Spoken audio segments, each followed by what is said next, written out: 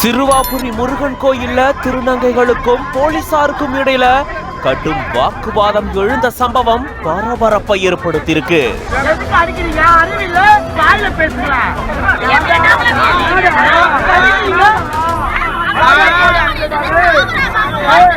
மக்கள் வெள்ளத்தால சூழப்பட்ட சிறுவாபுரி முருகன் கோயில்ல கூட்ட நெரிசலால மோதல் ஏற்பட்டிருக்கு.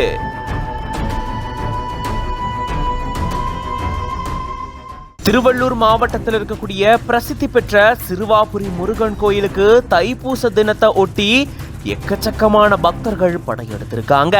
இந்த நிலையில சாலைகள் எங்கும் வாகன நெரிசலால ஸ்தம்பிச்சு போய் நிக்க மக்கள் வெள்ளத்தால கோயில் சூழப்பட்டிருந்திருக்கு.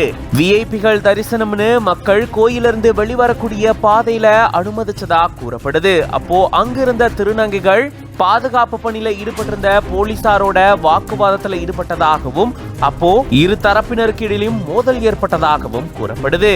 மக்கள் கூட்ட நெரிசல் ஒரு பக்கம் இருந்த போதிலும் இந்த மாதிரி போலீசாரோட திருநங்கைகள் வாக்குவாதத்துல ஈடுபட்ட சம்பவம் பரபரப்பை கிளப்பியிருக்கு.